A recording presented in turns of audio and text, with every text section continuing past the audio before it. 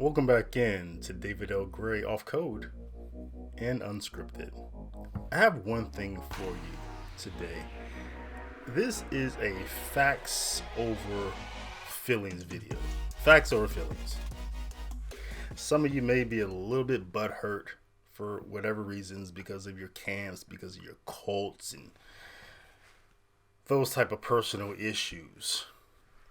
But Kennedy Hall, who is a social media personality, put out a video in which he called the New Mass the Liturgy of Freemasonry. I watched this video and decided that I had to respond. Now, I put out an interview. I did an interview with Mr. John Coleman some time ago, and I think last week I uploaded it to my channel. In that video, you watched it, is about the critique of the critique, John Coleman had called it.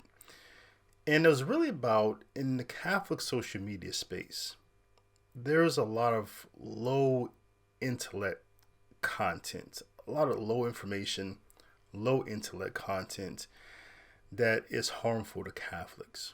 All right. Now, I think there are also those in the social media space, people who are doing it full time, people like me who can get on when we can, who try to improve the space by adding content that is higher caliber, thinking content, intellectual content, content that is trying to help you grow in your faith, trying to help you lead you and guide you, keep you in the church.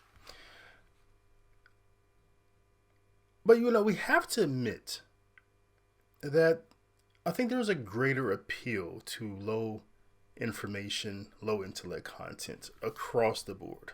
That's just social media, okay?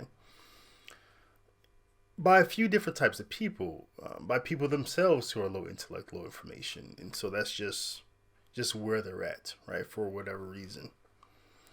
Also, there are people who appeal to particular types of personalities because these personalities, they just affirm them. People find that's kind of like populism. You find someone who agrees with you, who identifies with you, who kind of says the things that you're feeling and you're sensing, right? So there's that space. There's those people in the social media space, that type of audience.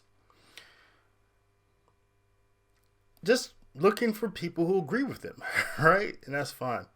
And then there's people who, for whatever reasons, really can't afford to really buy books or buy content to help them really grow in their faith. So there's an appeal from these people for free content, right? That's fine.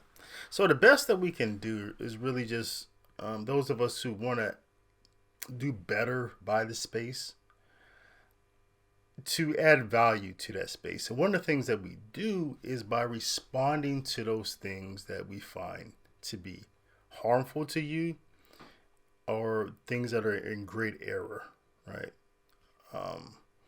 And so I don't like making these videos. I think this is the second time I had to respond to something just harmful that Kennedy Hall has said. I could probably make a video about him every time he makes a video, right?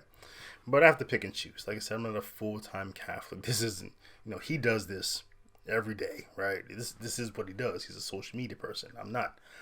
And there's other people, right, who could probably respond to him. There's a lot of videos about people responding to Kennedy Hall about the dumb things he said, right? But we just can't keep up, right? We do the best that we can do. So here's my effort to respond to a video I thought was very harmful to souls. In a previous video, a few weeks ago, I did some videos about CIA plans, Secret Service plans, how they promote these systems of doubt in the Catholic Church, stir up division. And I mentioned Kennedy Hall, I believe he is a CIA plant. Because a couple of key indicators, he's always stirring division. He's always drawing people away from the Catholic Church. And he's always pointing to the Freemasons, which is an example of the Kansas City Shuffle. Get people to look this way so they don't see what's really going on over here. So, but in this video, I'm going to prove something else. That he's not just a CIA plant, but he's an antichrist. And I'll explain what that definition means. But let's get into the show. Now, I have some resources for you all to really dig deeper into this subject if you would like. And some of the resources that I'm offering are free for those people who need free content. The first is my book, The Catholic Catechism on Freemasonry. This is the definitive book on Freemasonry from a Catholic perspective. It's the catechism, it's the teaching on Freemasonry from the Catholic Church. So this book, it has every encyclical, papal bull, apostolic exhortation, canon law, other types of documents that the Catholic Church and popes have published, have issued, have promulgated from the Catholic Church about why Catholics cannot be Freemasons. So what I do in this book is really unique. That makes it one of a kind. I start off the book. The first 3 chapters are just about Freemasonry, what Freemasonry teaches. And this is from the perspective of myself, who for 10 years, for a decade, long before I became a Catholic, I was a very prominent Freemason. I was a person who Freemasons called an expert on Freemasonry. So I talk about Freemasonry, what it teaches. Okay. And then I transition to speak about what the popes and the church have taught about Freemasonry. But what I do really unique in the book is that I put every apostolic exhortation, papal bull, encyclical in historical context. What I mean by historical context, well, at the time the Pope wrote this document, let's say in enmity, what was going on in the world? What was going on with Freemasons? Okay, so I put it in that historical context. Also go line by line, paragraph by paragraph, rather, of every thing, again, papal bull, encyclical, apostolic exhortation, canon law, paragraph by paragraph, linking it again to that historical context, and also about Freemasonry. Like, what is this thing that the Pope is saying that relates to what Freemasonry is teaching? I talk about what the popes may have known about Freemasonry at that time that they promulgated this. So this is the book. If you want to know more about what the Catholic Church teaches about Freemasonry, what Freemasonry teaches, the historical context, this is your definitive book written by me. Now, you can get this book anywhere you buy your books, including at St. Dominic's Media. But also at St. Dominic's Media, and anywhere you get your books, is this smaller one. This is a compendium of the larger one, okay? So we're talking about 400 pages. Here, I think it's just like 55 pages, okay? This one, I think most places you buy it, I don't know, $14 or something like that. This one, I think, is typically $5. If you go to St. Dominic's Media, you can get, I think, like 10 of these for a bulk price for a discount. But this is just a compendium of the larger one, okay? And I made this small enough for people like to pass out to people who call themselves Catholics and Freemasons, but it's a succinct version of the larger one. So those are the things that you can invest in if you really want to know about this subject, not from people who really don't know anything about Freemasonry, kind of did a Google search, or and not so much really caught up in the myths and the conspiracies or things like that. This is what the church teaches, written by me, who at one point in my life, I was called an expert on Freemasonry by Freemasons, right? Traveled around the world speaking about the subject. Author on the subject, fellow of Masonic research societies on the subject, editor of Masonic publications on the subject, written hundreds of articles, essays, things like that. So I am the expert on Freemasonry from both sides. Now, on my website of my apostolate, St. Dominic's Media, there's a whole course, a master course on the subject of what the Catholic Church teaches about Freemasonry. So I talk about a lot about what I have in this book, but I go more in depth because it is a class. That course is free of charge. Okay, you don't even have to register. unless you want to take, there's quizzes associated for reinforcement. I think you have to register to take the quizzes. It's a master class. Hours of videos on this subject, including the first 3 degrees of Freemasonry, also the other Masonic degrees and houses such as the Scottish Rite, the York Rite, the Shrine, things like that. It's free. You don't have to pay anything to get educated about Freemasonry, what the church teaches about it.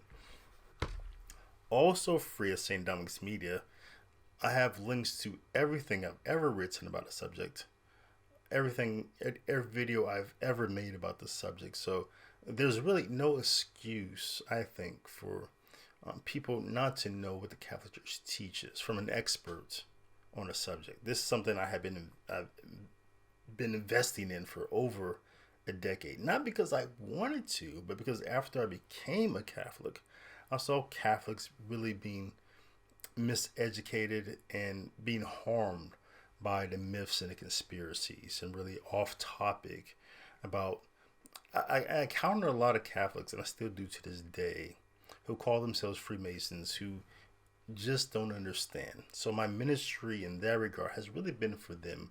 I've been speaking to Catholics who call themselves Freemasons, trying to bring them out, right? And I encounter them all the time. I have had some success stories. Freemasons who have left, came back to the church. And there's people I'm still working on and praying for, okay? So I say that as a preface to get into this subject, get into this response to Kennedy Hall's video, because in his video, he spends about 19 minutes, including some time he spent promoting some pilgrimage he's doing, or some conference, I don't know. Talking about one paragraph out of Pope Leo's encyclical on the subject, Humani Genus. This is Pope Leo XIII. And really not even one paragraph. He really talks about one sentence. And he uses that one sentence to make this argument that Freemasonry is a system of naturalism.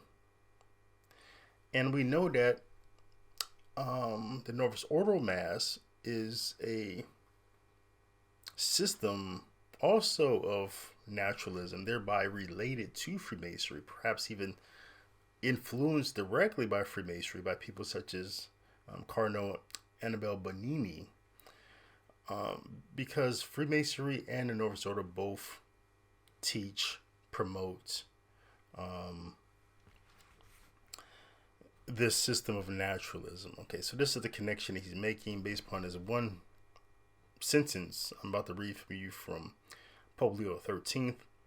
He uses one sentence to make this whole case that the Novus Ordo is a liturgy of Freemasonry because of something that Pope Leo said about Freemasonry being naturalism as well. It's an interesting attempt that he tries to make, but I'm going to break it down, explain to you where he's wrong and where there's like really grave error in what he's saying.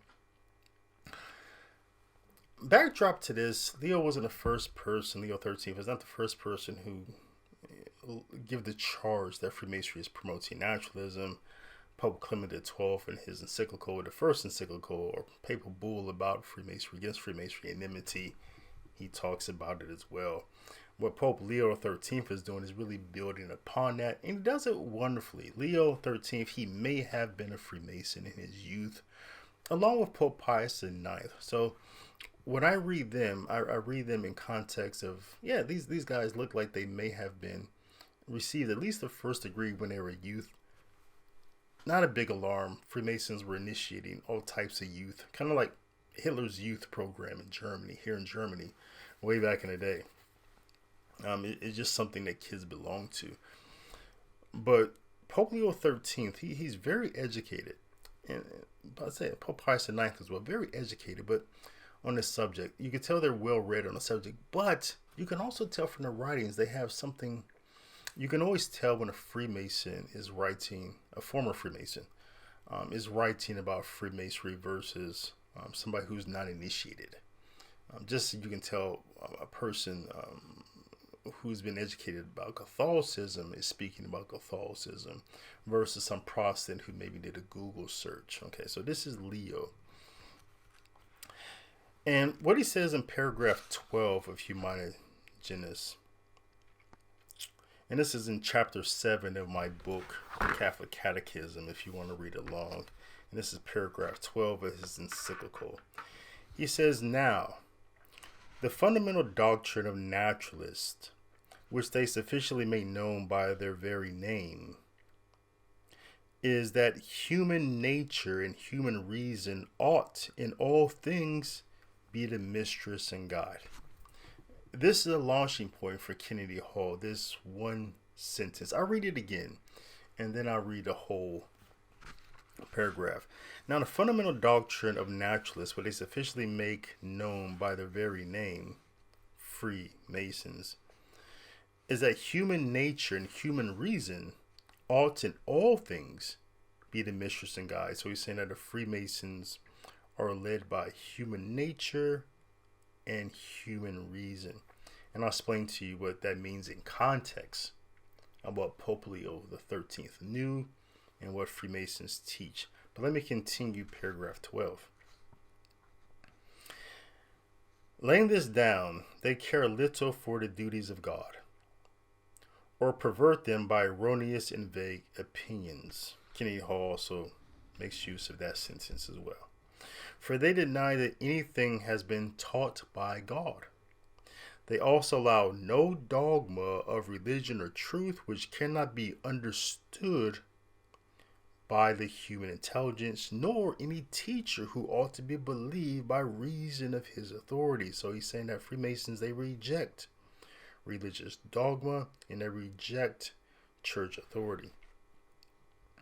And since it is the special and exclusive duty of the Catholic Church fully to set forth in words of truth divinely received, to teach, besides other divine helps to salvation, the authority of its office, and to defend the same with perfect purity, it is against the Church that the rage and attack of the enemies are principally directed.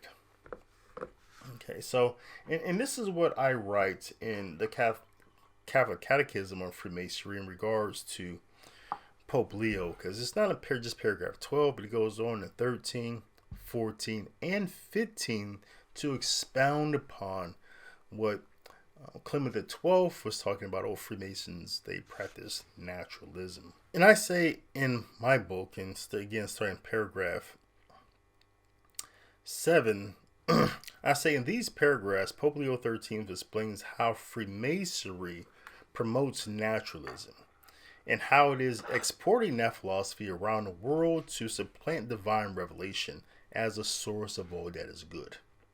Leo XIII's very generic working definition of naturalism is simply a philosophy that denies the intentional intercession of God through revelation, grace, and supernatural works. Rather, it is through the natural laws that things come to be what they are, according to Freemasonry.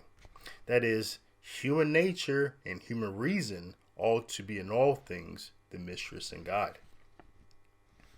The next paragraph, I say that the Freemason is indeed taught that through his intellect and reason, he comes to know how to apply the liberal arts and sciences, for example, rhetoric, logic, geometry, and the working tools of an operative Mason to his own life for the benefit of self-improvement. As a naturalistic philosophy, Freemasonry promotes autonomy on several levels, such as freedom from authority and freedom from religious dogma, by choosing how one's intellect and reason will guide them to build their own life, as long as it remains within the circumscribed bounds of Masonic law.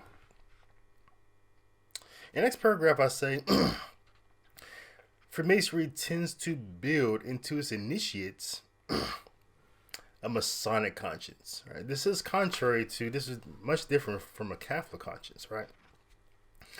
But it's the same principle. Freemasonry tends to build into its initiates a Masonic conscience, which from a Catholic perspective is a deformed conscience because it rejects divine revelation as the basis of his life, denying supernatural faith and the efficacy of God's grace and relying only on reason, lodging on things that are perceptible to the senses.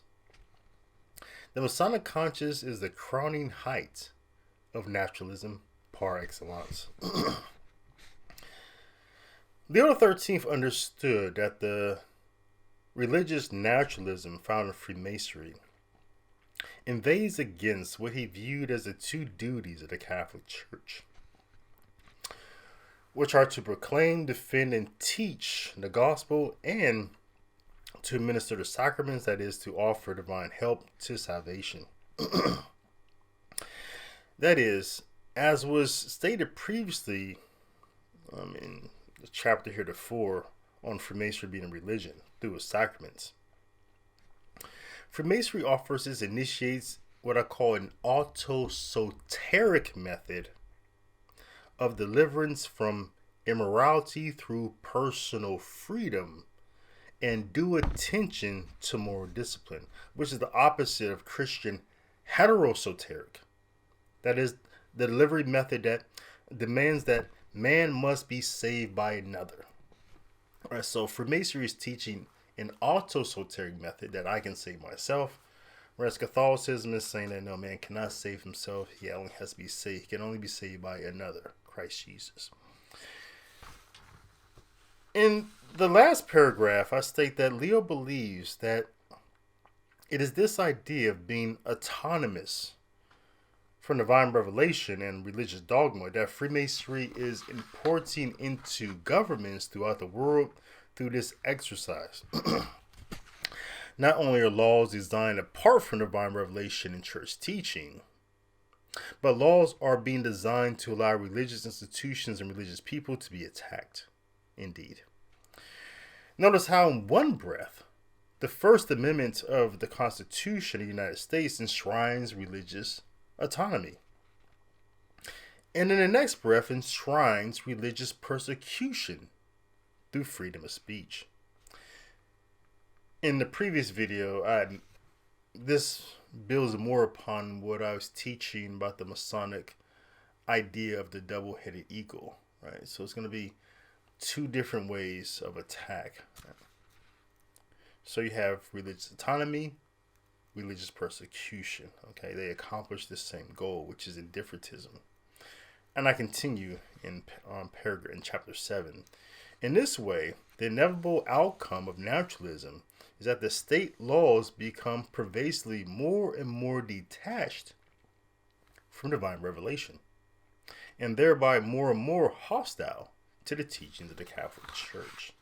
Okay, so that's what I say in response to Pope Leo's teaching on naturalism and what he was saying in paragraphs 12 through 15. Okay, now as I said, Kennedy Hall is really just going to focus on the first and second sentence to make his case, right?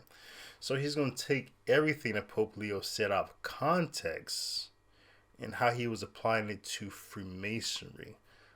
Not the Novus Ordo, not anything else other than Freemasons and how to use the working tools and how to use its ideas of liberty and the pursuit of happiness to promote an autosoteric method. That's all Leo's talking about, right? But this is the case that Kennedy has to make, right? That he has to prove that what Leo was talking about, this definition of naturalism, is what we find in the Novus Ordo. Now, just from what I read, you know that's not the case. You know that the Novus Ordo is not teaching an autosoteric method. No, it's clearly heterosoteric, right? One has to be saved by another. That's the Mass. You may not like the Novus Ordo. You may think it's ugly, right? I will caution you not to call places that Jesus visits or any Imago Dei ugly. He visits it, whether it's the poor, the crippled, the person in prison, whatever. We don't call the Imago Dei or place that Jesus Christ visits ugly, deformed, invalid. I will caution you on your judgment day to beware of what's going to happen on your judgment day to invoke these types of things against the Imago Dei. But this is the case that Kennedy has to prove. That the naturalism from Humanigenus, that entire definition I read, applies to the Novus Ordo. Now, he's not going to do that. He's going to use a tool that Protestants use when they use scripture. He's going to just pick out a couple words, mistress and guide, reason, naturalism. He's going to keep picking out a couple words to make this very soft case. He comes across as some sort of prosecutor who's lying, trying to get a person thrown in prison. It's a trick. It's low intellect. Right? It's, again, a typical tool of someone who's just a CIA plant preying on people who are drawn to the low intellect. Right? For some of the reasons I mentioned, either they're low intellect or they're looking for affirmation, they're looking for someone to agree with them, or they just really, free information is the best that they can do. All right. And overall, what Kennedy Hall wants to do, he wants you to doubt the Novus Ordo. He wants you to stop going. Right? Because I said, he's not just a CIA plant, he's an antichrist. Because he denies that Christ comes to the Novus Ordo, or that he is coming. He denies the whole parousia, that Christ comes. Okay, and he's also saying that, that he's saying that he comes, but that his parousia is not really worth his visit. Right? That Christ comes, but that place is too ugly for me. The Novus Ordo. An antichrist, according to 1 John chapter 2:22, an antichrist is someone who denies that Jesus is the Messiah. And this is the denial. If Christ comes, his parousia is at the Novus Ordo as the Holy Eucharist. But you're telling people not to go there because that Mass is an occasion of sin. Well, you deny that Jesus is the Messiah. Right? We cannot deny his coming, or you're the Antichrist. If you're saying that the Novus Ordo, which Kennedy is saying, is an occasion of sin, you either have to admit that Jesus is a sinner, or that the Novus Ordo is not a real sacrifice. Kennedy would say the latter. It's not a real sacrifice by his own authority. But it is still here a position of the Antichrist, because we know that Christ comes. His parousia is there at every vow liturgy. But again, the goal of the Antichrist, the goal of the CIA plant, is to get you to doubt, to stir division, plant seeds of hate. Kennedy has a very, you'll find in these clips I'm about to play, these 5 clips, Kennedy has a very local understanding of Catholicism. He's not well traveled. Like I say, he believes that Novus Ordo is a near occasion of sin, and I think that the fact that his whole first world perspective, one of arrogance, is sad, pathetic, and disappointing. Right? People, I know everyone doesn't have a passport, not really able to travel to places outside of the first world, right? Or even places that, are not as, European or whatever. But you'll hear this really come through, these themes, that the Novus Ordo, you have to avoid it, based upon these reasons of my definition of naturalism, his definition of naturalism, not Leo's. And third, that his understanding of Catholicism is very local. Right? It's Canadian, it's North American. It's not the experience of the rest of the world. Okay. So let's get into the first clip. This first clip, Kennedy is saying that the Novus Ordo is from Freemasons and Naturalism because it is acceptable to Protestants. What happened with the Novus Ordo? Well, one, yes, it was created by a Freemason, so that's no shocker. But even if it wasn't, even if someone could prove to me Annibale Bugnini was not a Freemason, we do know that Protestants were consulted, and we do know that the Novus Ordo was acceptable to Protestants because they said as much after the council or after the liturgy was promulgated. That's a problem. Our liturgies should never be acceptable to Protestants as Protestants. A Protestant as an individual may, as their own unique person, they may come to the opinion that the Catholic Mass is true and perfectly presents the Catholic faith, and therefore they convert. But if someone holds to all the doctrines of Calvin or Luther or whatever, Zwingli, etc., Wesley, whoever it is, and they find that the Catholic Mass is acceptable to them as Protestants, this is a big problem.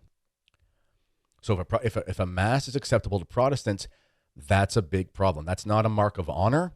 That's a mark of shame. And we should be ashamed that the Novus Ordo is acceptable to Protestants, because all that is acceptable to Protestants should be revolting to us because it's a heresy, and we do not want the approval of heretics. Okay.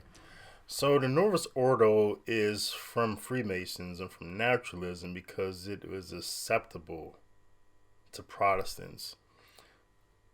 First of all, there's no proof that any of these Protestants who, let's say, collaborated or consulted in the creation of the Novus Ordo, or even those who were observers at the Vatican II, we'll go over the names of these people, but there's no proof that any of them found the Novus Ordo to be acceptable, other than the ones that we know converted to Catholicism.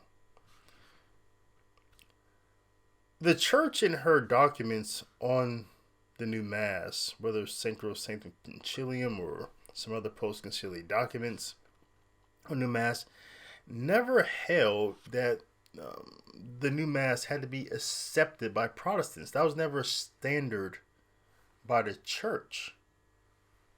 So we have to wonder, where does Kennedy get this standard from? And why should the liturgy be measured by the standard that he just magically came up with? So he'll do this a few more times. Kennedy Hall, he creates this false measuring rod to tell us how tall we are. Right? He'll say, oh, according to my measuring rod, you're 4'2". He'll say, no, I'm 6'1". Not according to my measuring rod. Again, it's a very low intellect trick that I expect from, like, maybe, a small town prosecutor, right? Going against some sort of public defender. So, but let's go over this idea of being acceptable to Protestants, right? So there were some Protestant observers at the Vatican II, right, who did not find the new Mass to be acceptable because they never converted. There's Albert Outlier, he's a Methodist, he's a professor.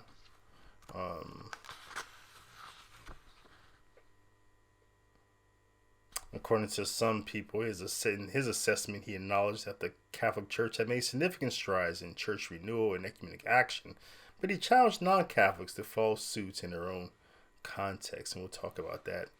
There was Douglas Horton of the Reformed churches. Right? He didn't convert either. Right? There's William Baker, Disciples of Christ, he's a pastor there in Britain. He didn't convert. Right?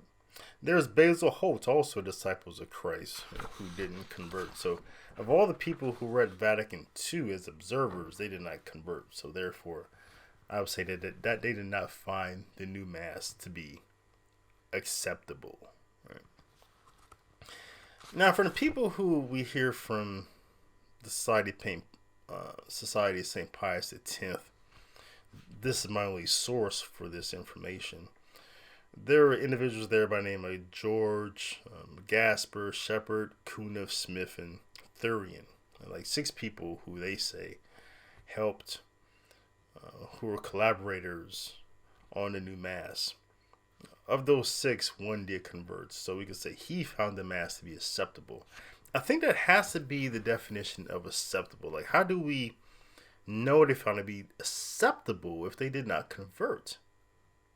What other measurement of acceptability is there other than conversion when we're talking about a liturgy or faith? Acceptability means that you receive it. Is this thing acceptable to you? Yes. Well, you take it. Whether, if you're a teacher, right? You accept work from your students that is acceptable. A dish or something like that, a plate, I don't know, clothes, things that are acceptable you receive. So I think conversion is the only measure of it. Do you find this thing accepting? Do you agree to it? It means it meets your standards, your requirements. You're ready to receive it, right? So Kennedy Hall throws out this measurement that we don't quite understand. We don't know where it came from. It doesn't belong to the church. It's not dogmatic. We can't find that in any documents of the church that it was a standard that they said, oh, for the new Mass to be valid or to become the Mass of the church, it has to be acceptable to Protestants. We don't see that. So he just pulls this out of his butt. Now, what we can say, though, about acceptability into one degree, which I think is a fruit of the church. For example, the new lectionary, right? We could say that a lot of Protestant communities found the lectionary of the new Mass to be acceptable because they started using it. Many of the older Protestant groups, from Lutherans, Anglicans, even some new groups, are using a version of the Novus Ordo lectionary. This is why you can go to many different Protestant denominations and you hear the same readings that we hear at Mass on Sundays. I thought we could say in one sense that this is really, we could hold this comment about false ecumenism right here. That's another video. Right? But we could say just measuring this on itself. The fact that other Christian communities we're all hearing the same word of God at the same time. These other faith Christ professing communities, along with Catholics, are hearing the same word of God is something to be considered. There's something that the Holy Spirit can do there to make us all one, because we're all hearing the same word of God. Right? There's another point about liturgical architecture. Right? So post-Vatican II, our community wasn't the only ones. These liturgical architects came in, moved the altar rails, moved the altar forward or out of its proper place, away from the tabernacle. Other faith Christ-professing religions did the same thing, right? So we had a similar architecture, right? So there's something that can be said about that again. There's something that the Holy Spirit can do with that. Now, we don't know how long this is going to take of the prayer that Jesus said in John 17, that may we all be one, will come to be. We don't know when that's going to happen. But we do know that Vatican II is interesting in this regard, right? That a lot of Christ-professing communities took some of what Vatican II did and brought it to their own communities. It's interesting. And of course, these are just some anecdotes, but you can see some ways, if you pay attention to Protestants, you can say, that's interesting in their so-called church service. That some of the things that they're doing look very Catholic. The words that they're using, even newer Protestant communities are starting to have a liturgy. Like, These things don't happen in our lifetime. We never know how the Holy Spirit is working. But yeah, there are some parts of Vatican II that we could say that Protestants found to be acceptable because they employed them. but not the liturgy, and not to the degree that we could say acceptable because they converted. So they never found the liturgy acceptable. They didn't convert, but yes, they found some things that said, okay, there's some ways that we as the other communities accept some of what the Catholics are doing, and so that we could all move towards the same place eventually. So that's false. That's a false statement by Kennedy Hall here, that the Novus Ordo Mass is from Naturalism and Freemasonry because Protestants found it to be acceptable. Right. In his next point, he says that, the Novus Ordo is from Freemasons and Naturalism because it only contains about 13% of the Roman Rite. Look at what they did in the new Mass. They stripped out a huge proportion of it, and they changed a significant amount of it. Only about 13% is the same. Only about 13% has remained untouched. That's insane. That's also why we can't call the new Mass the Roman Rite, because it's not the Roman Rite. You can't change something 87%. That's almost 90%. That's almost complete. You can't change something 87% and say it's still the same thing. That's not how it works. So the Novus Ordo is from Freemasons and from Naturalism because it only contains 13% of the Roman Rite. Now, by Roman Rite, he means variations of the rite that came out of Rome. And we say variations because the Roman Rite looked a little bit different here in Germany, where when Charlemagne and the whole Carolingian reform got a hold of it, and then they tried to export it around the world. Some places accepted it, some places didn't. So that's the Carolingian Rite, and it looked a little bit different when it became the Mass of the Church, right? So, but that's what it means by Roman Rite. It's a very loose word, term to use. It involves a lot of things. But we can say that Novus Ordo is from Freemasons and Naturalism because it only contains 13% of the Roman Rite. Again, we're talking about a false measuring stick. That's something he again just pulled out of a magic hat.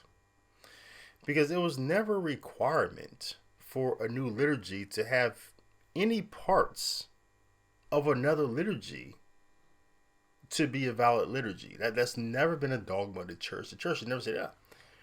For a liturgy to be valid, for there to be a liturgy of the church, it has to have, 99% of some other liturgy. That's not even how liturgy works in the church. That's not how liturgical development works. Not how liturgical cross-pollination works. It's what measuring stick is this? He doesn't tell us how much needed to be there for the Novus Ordo to be acceptable. He throws out this measuring stick, saying, "Oh, it only has 13%. That's not good enough. It should have been what percentage?" Right? It's low intellect. And he said naturalism is acceptable to Protestants. Right? Which percentage of needed to be there for Protestants to find it to be acceptable, right? Did they need that percentage as well? I don't understand. Like, the Catholic Church has never taught that a new liturgy had to have certain percentage of another. That we didn't even apply that standard to a variation in the Novus Ordo. When the Nous Rite of Zaire, the liturgical rite that's used in the Diocese of Zaire, the only place that uses it in the Congo in Africa, they have their own liturgy that came about, in 1989 or something like that. It contains many elements of the Novus Ordo, but no one said that, hey, you guys in Zaire, you're making up this new liturgical rite. it has to contain 72% in Novus Ordo for us to consider to be valid. Now, it's fine to say that the Novus Ordo, when he says that the Novus Ordo is not the Roman Rite, I find that statement to be perfectly fine. I have no problem with that. Right? It is fine to say that the Novus Ordo is not even of the family of the Carolingian rites or the Gallican rites or the Roman rites, right? That's true. But again, that's not a standard for liturgy to be valid. That has to be part of any family. Gallican, Carolingian, Roman, that's not a standard. What the church teaches is that she is the guardian of the essence of the Mass, the essence of the liturgy. What does that mean? Well, for a liturgy, there's going to be one essence and there's going to be many forms, right? There's been hundreds since the beginning. So there's many forms, many, let's say, delivery methods, many escalators, many means by which the essence, the one, is communicated. But there's only one essence, many forms. Right? So the liturgies are the forms that deliver the essence. Though there's one, there's many. Though there's many, there's only one. Right? And the church teaches that she is the guardian of that essence. We can call the essence truly a person, Jesus Christ. The parousia that comes, that visits us at the prayers of consecration, which are simply Jesus' own words that we read in the Gospels. Right? That's it. So that's not a standard that there has to be a percentage. We understand this argument. It's one that we often hear from that group of people, right? That one, the Novus Ordo isn't a Roman Rite. Okay, fine. So what? Oh, it only contains a certain percentage. Okay, so what? that's not a thing. It contains many parts of some of the oldest liturgies. It has the Kyrie eleison, it has the Sursum Coda, it has the Our Father, it has the Creed. It has lots of parts. And the prayer number 1 in the Novus Ordo, I think there's 4 or 5 different variations.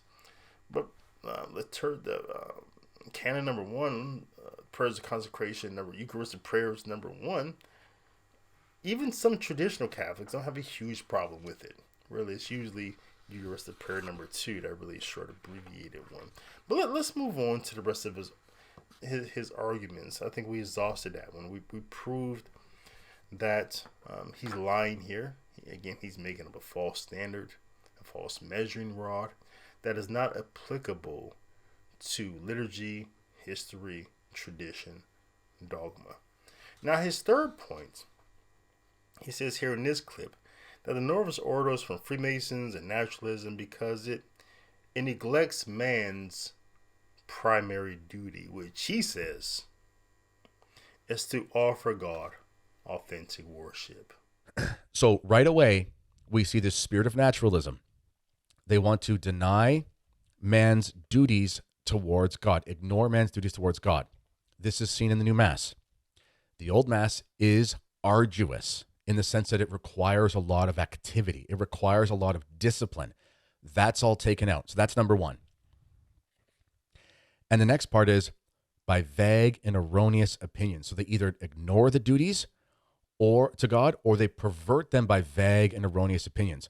All of the opinions that were used to justify the Novus Ordo, these are vague. And notice, he doesn't say it must be a false opinion. It must be a vague opinion. So vague is bad. So when they say the Second Vatican Council is not erroneous technically, I think it is in certain parts. Another conversation for another day. When they say it's not erroneous in certain parts, even the proponents of Vatican II will admit there are ambiguities in it. This is not an uncommon admission by the Ratzingerian type crowd. They will admit that there's ambiguities. Pope Leo XIII is saying this is a mark of the naturalist error. When we change or deny or ignore our duties towards God, and our primary duty is what? Our primary duty is to worship God the way that he wills. So according to Kennedy Hall, The Novus Ordo is from Freemasons and Naturalism because it neglects man's primary duty, which is to offer God authentic worship. He uses these descriptives that the new mass isn't arduous. Right, the Roman Rite requires activity. Is hard. I don't even know what that means. But I do know it's not a liturgical standard. That's not something the church has ever taught. Hey, you guys, this liturgy, it's not hard enough. There's not enough activity here.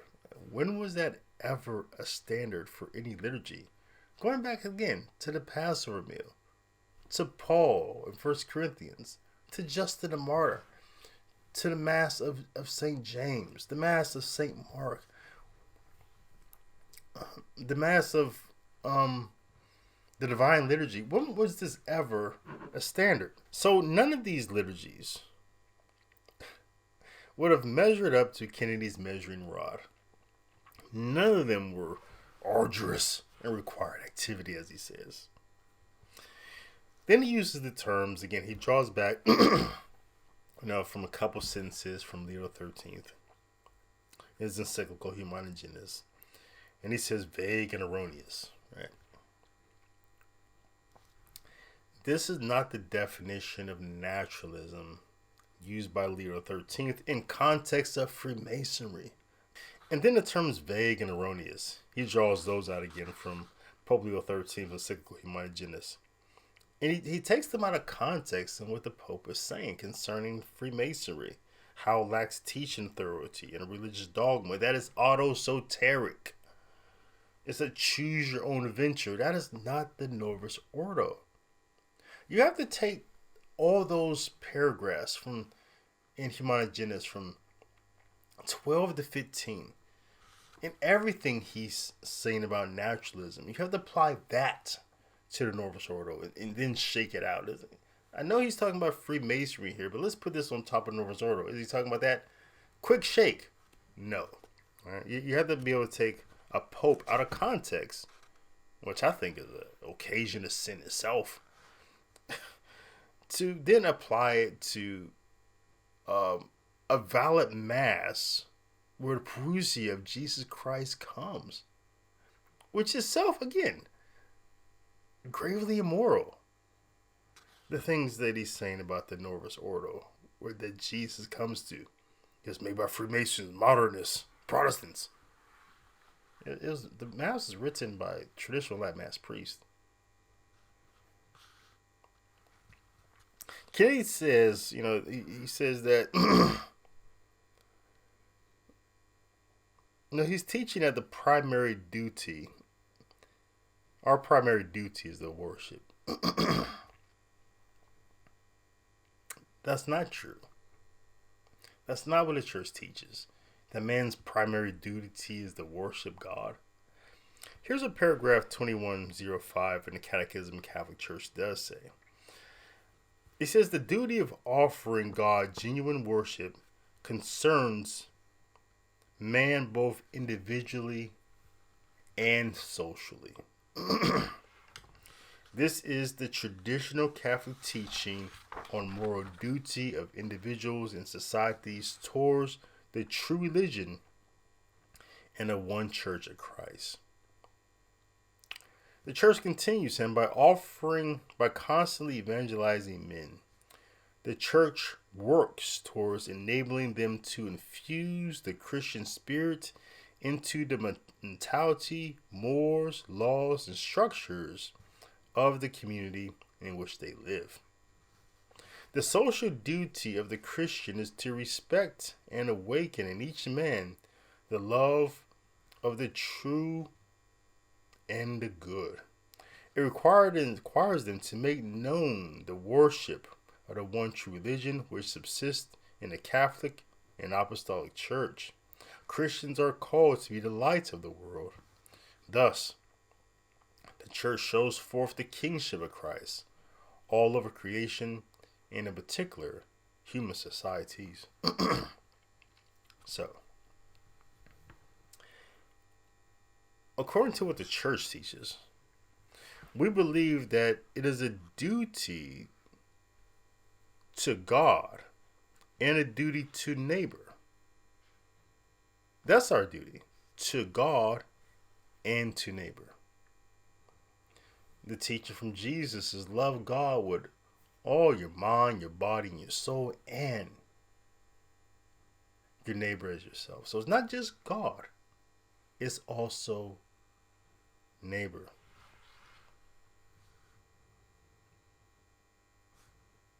In paragraph 2136, it builds more upon that. Man's duties to love God and neighbor. The duty to offer God authentic worship concerns man both as an individual and a social being. But what is the evidence of that? Right, so the church teaches here in 2136, the duty to offer God authentic worship concerns man both as an individual and a social being. But what does that mean? What's the evidence of that? I would say the evidence of authentic worship is whether we have lived it out or not. Have we lived the liturgy? Because in the Mass, we are not completely autonomous, are we? Right? We just do what the church tells us to do. When it tells us to stand, when it tells us to kneel, and what it tells us to pray. She says pray like this or respond like this. We're not even fully autonomous beings, so to speak. We're not completely free, so to speak, in the Mass. We're simply children doing what our mother church, has called us to do. On the contrary, the proof of whether the worship we offer was efficacious or not is if we have lived a saintly life. That's the evidence. That we've made our own choices that were morally good. The problem with Kennedy Hall and a lot of people like him is that their belief system, they believe really in only the lex credendi and the lex orandi, right? The law of worship and the law of prayer. And people like him believe that the law of prayer or worship is the highest good, right? Which is not. Why? How do we know that? Because we were not created for worship alone. We know we're not created for worship alone because we're not created for God alone. Because love created us. And love always desires to share itself with the other. So we know we were not created for God alone because we were created to share him with others because we were created in the Imago Dei, love. It's true, we were created for the other. To be the good Samaritan, to do corporal works of mercy, to make our lives a type of liturgy in the world so that we can be in the world and make the world itself a type of liturgy. That is to orient the world to Christ. And any time we see the world fails, it means that we failed as Catholics. It means that we didn't do our job to orient the world to Christ. We weren't being a liturgical people. The fault is never on the liturgy.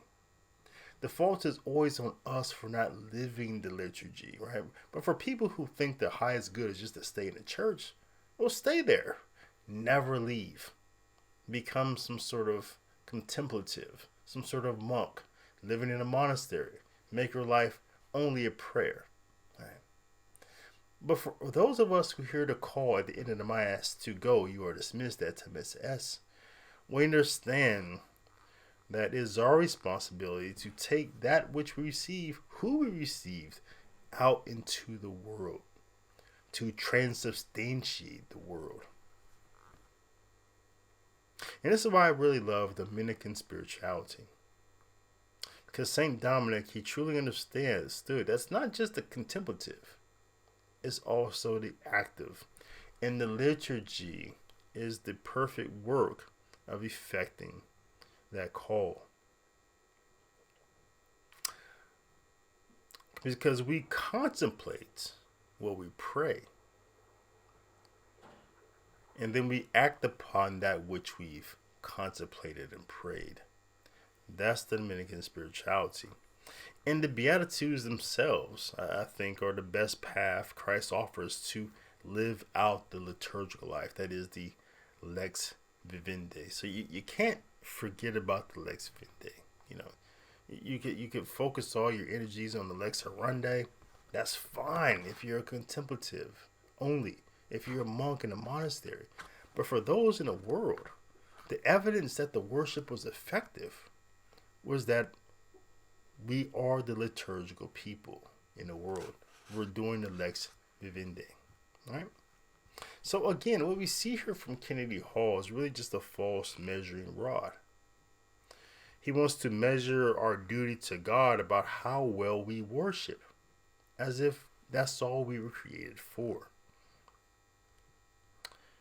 But he doesn't want to judge us by what we did after we were dismissed from the liturgy, which is odd, because that's when we become saints. No one has ever become a saint by worshiping alone. No one has ever become a saint by praying the Latin well, chanting the Latin well, chanting the Gregorian chant well. That's not what makes you a saint. What makes you a saint is when you lead a mass. Did you resist sin? Did you say no to Satan, yes to God? Did you work on forming your Catholic conscience? These are the things. It's not the worship. It's living out that which you worship. But it's common with these people, right? They can tell you all about the vase. Very well. They can tell you about how beautiful the vase is, how intricate the designs, how beautiful the artistry, the craftsmanship that went into the work of making this vase. They can tell you about the history of the vase, its complexities. But what they cannot tell you, or when it comes to actually living the vase, meaning pouring out the vase, these aren't the ones. These people are not the Good Samaritans.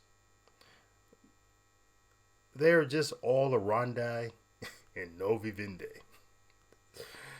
Right. They're the opposite, I think, of many liberals, right? The liberals in the Catholic Church, they're all lex vivendi. No orandi, no credendi, right? So let's move on. So Kennedy's fourth point is that the Novus Ordo is from Freemasons and Naturalism because it leads to liberalism. In any event, so since the council, what has happened is in the new mass is that man's duties towards God have been ignored. Where are the holy days of obligation? Where is the rigor in the mass? It's gone. Okay? Even in places where they've tried to maintain it, places like Poland, it's failing. This is why Poland is now being taken over by the Marxists, because a state that adopts the Novus Ordo, even if it's a Catholic state, the Novus Ordo imbibes a non-Catholic spirit over time, especially into the priests that say it, and also into the lay people that attend it, and they cannot help but becoming liberals, hence why Poland is becoming a liberal country. Because obviously there are many people who attend the new Mass who do keep the Catholic faith. This is despite the new Mass, but they do keep the Catholic faith. They're catechizing themselves, they're praying the rosaries, whatever. They're gritting their teeth, they're bearing it. Here's the problem. You can only do that for so long. You can only do that for so long. Why? Well, it's like this. You know, I always say this to people. Would you put your kids in a public school? They'd say, heck no. Why? Because they know that they're going to start to believe what is being prayed in the school. I'm using the word prayer loosely. What's being expressed in the school. The church calls this the lex orandi, the lex credendi. We have the law of prayer. So how we pray will be the law of belief, how we believe. What we do is what we believe. So if we participate in a naturalist, anti-traditional, Masonically inspired liturgy It is impossible that we will not be affected by this. It's impossible. It's impossible. This would be the error of rejecting the truth about human nature. You would have to reject the fact that human beings imitate their surroundings, which is impossible. This is why you cannot put yourself in a near occasion of sin unless there's a grave reason. So over time, human beings will start to act like what is being taught them. The same thing will happen in the liturgy. This is why even conservative Catholics, it's 9 times out of 10. Conservative Catholics, meaning big JP2 fans, big Ratzinger fans, they're listening to Catholic Answers, etc. But they attend Father Boomer's Novus Ordo parish for the last 40 years and look at the retention of their children keeping the faith as they grow up. It's very low compared to traditional Catholic families. This does not mean traditional Catholic families are perfect. It's not about the traditional Catholic family. It's about the traditional liturgy and the traditional faith. So even if the parents have defects, the faith is still presented. So the Novus Ordo is from Freemasons and Naturalism because the Novus Ordo leads to Liberalism, right? Don't go to the Novus Ordo because it will lead you into error eventually, he says, right? I mean, again, this is a very local understanding of the faith. I mean, a guy needs to get a passport. He needs to travel outside of the first world. Travel to the Philippines.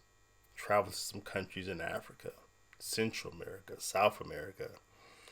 His perspective is very European, very North American. I feel sorry for people whose perspective is just that local.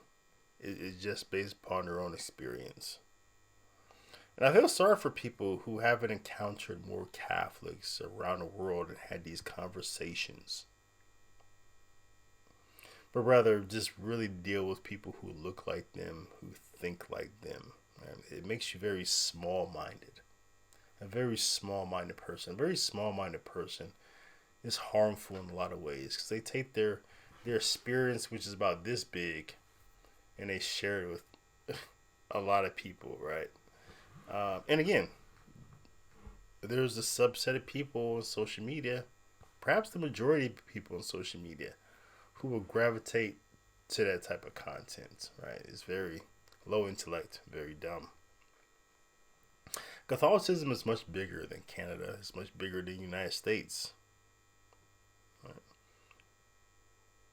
I mean, we have Catholics, Novus Ordo Catholics in Africa, China, Nicaragua, right? Holding on to their faith, dying for their faith, being persecuted for their faith, being kidnapped for their faith. But Kennedy Hall would tell you, let me tell you about my measuring rod. It's not that. It's quite a weird measuring rod, right? It's, we're not going to judge the world by the evils done in the world for the past 60 years that the Novus Ordo has been around. We're not going to, that's not the measure by which we're going to measure the world. The last 60 years that the Novus Ordo has been around. We're not going to judge the world by that measuring rod, by that standard, just like we're not going to judge the world for 1,000 years that variations of the Roman rites were around and all the evils committed under her watch. All the slavery. Even the popes who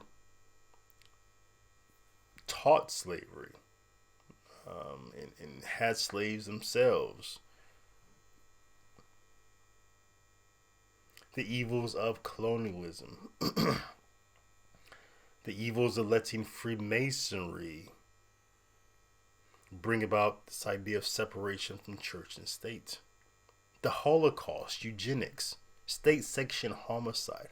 All the evils, all the wars that happened under the watch of the so-called Roman Rite. We're not going to lay that at her foot. Because we don't judge the church or the liturgy by the fact that people didn't live it. That people didn't leave the Mass and take that into the world. And this is really the history why liturgy changes, why liturgies new liturgies come about, why liturgies are reformed. The church realizes the world is full of sin. And we have to do more. There has to be a way to inspire the faithful. There's something missing from the liturgy. That's not really inspiring people to go be the liturgical people. Yeah, we have saints, but man, most aren't. What can we do in a liturgy? What can we add? What can we take away? This has been the history of liturgical development.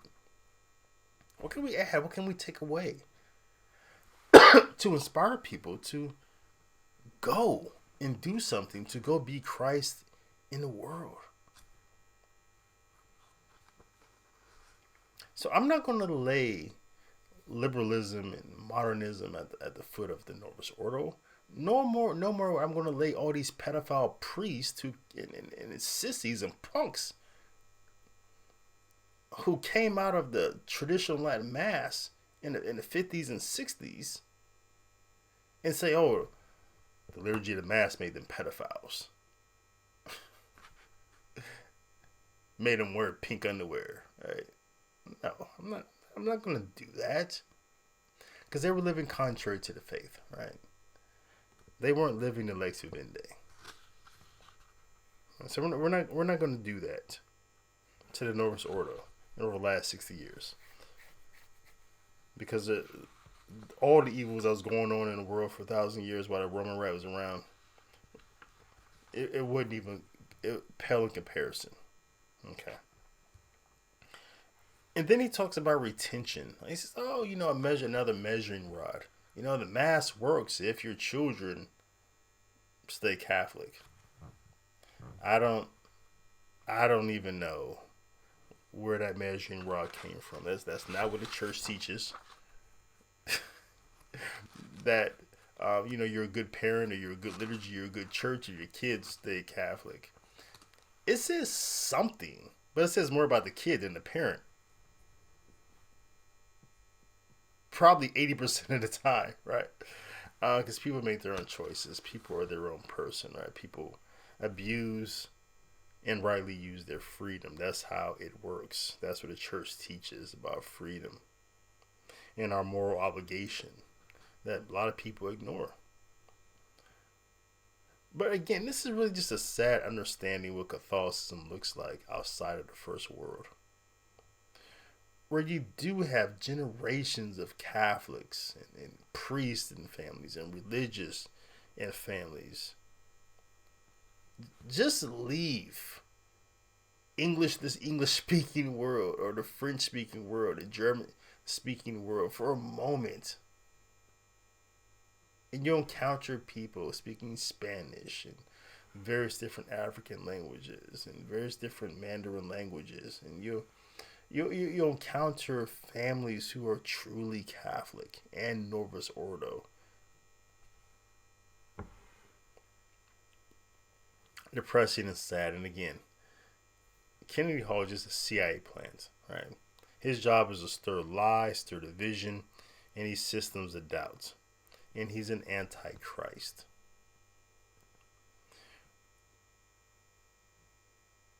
We have to believe that.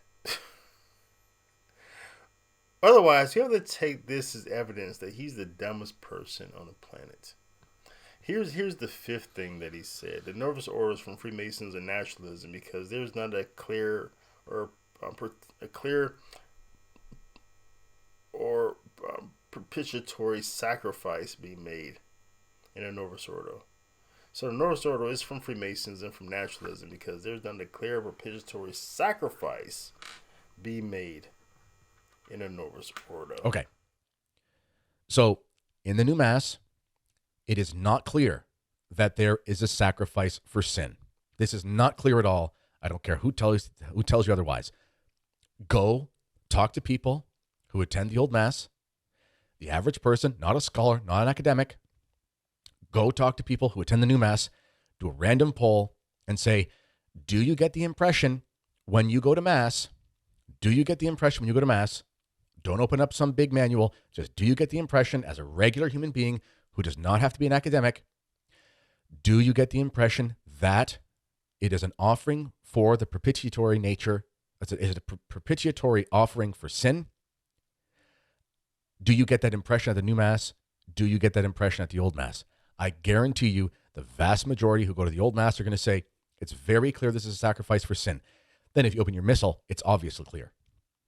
But even without opening up your missal, it's clear, it is somber, it is a propitiatory sacrifice, meaning it is an offering for the forgiveness of sins. It's a sacrifice for sins, for the forgiveness of sins. This is not clear. This is not clear at all in the new Mass. So the Novus Ordo is from Freemasons and Naturalism because there's not a clear propitiatory sacrifice being made in the Mass. Don't go to the Novus Ordo. Take a poll instead. Don't use your brain. What is that? Take a poll, ask a friend, call a friend for emergency. Don't use your brain. Don't think about this. Just look around, smell some stuff. Oh my gosh.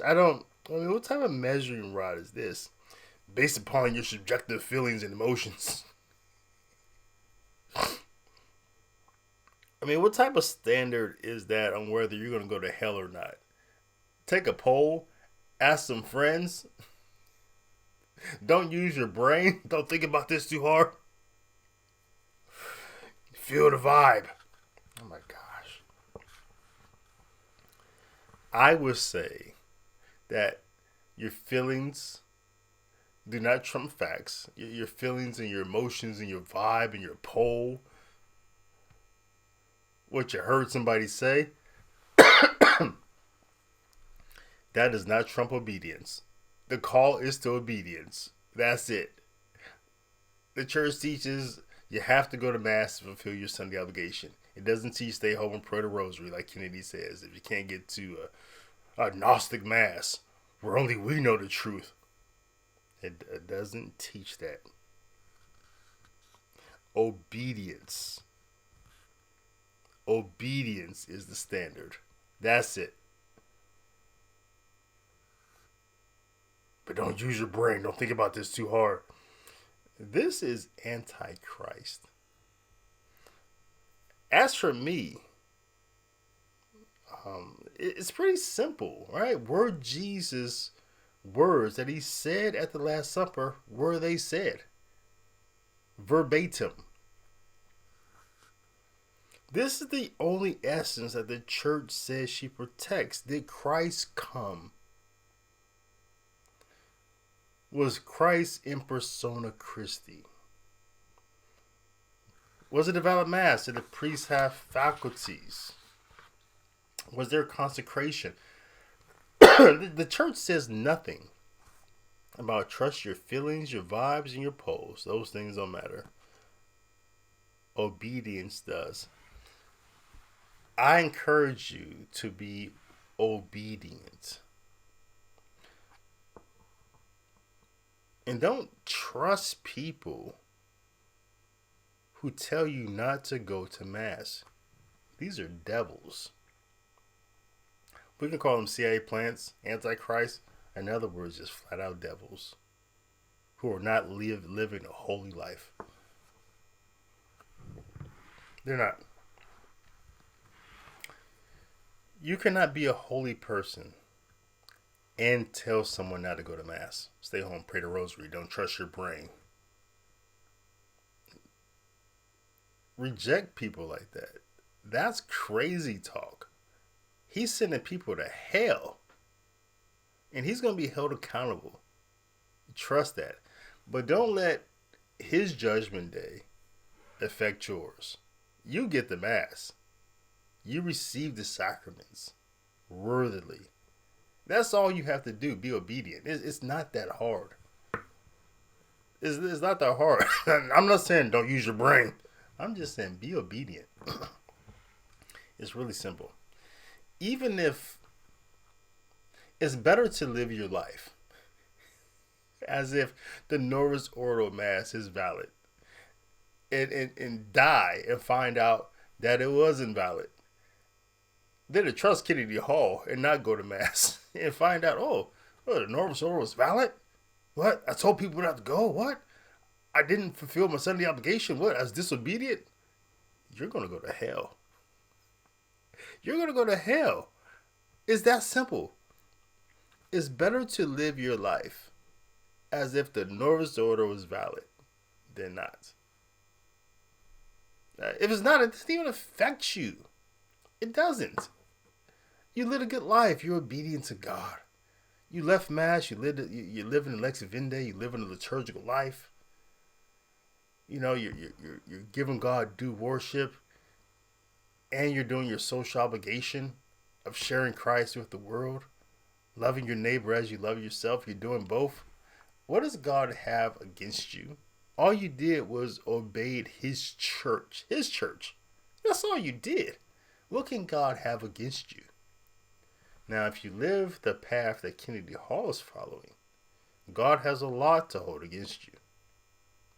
And you'll go to hell. It's that simple.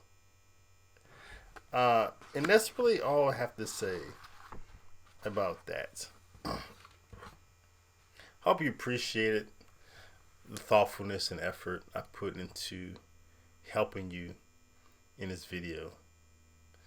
Because I don't want you to be harmed. I'm not here for the clicks. This isn't about me. This is about you. And as I said, I have a lot of help if you so desire. Right? The books that I really can't make free because paper costs money. Right? But you can also get them in digital formats if you are a lifetime member of St. Dominic's Media. And you can see all the books that we've published and will be publishing, right? You have access to all those digitally. But also all the free resources, the class, everything. I just want to help you, right? Live a liturgical life. And I want you to listen to my podcasts on the readings at Mass, right? And really just, ultimately, just live your life like salvation matters, right? I think that's key. Live your life like salvation matters. And I think if you do that, if you really believe in that, I think you find out more and more that your life more closely resembles the Beatitudes. I think that's a natural outcome. Right? And remember that it's not about you. Yes, it's you. Yes, it's your life, but it's not about you. It's not. You were created by God for Himself and for others. So share what Christ has given you.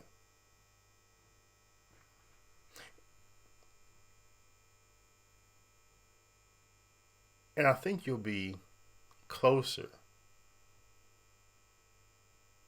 to the cross than you've ever been if you just stay on that path and not make it about you. And that's all I know about that. But until then, until next time, blessings and shalom to you and to yours.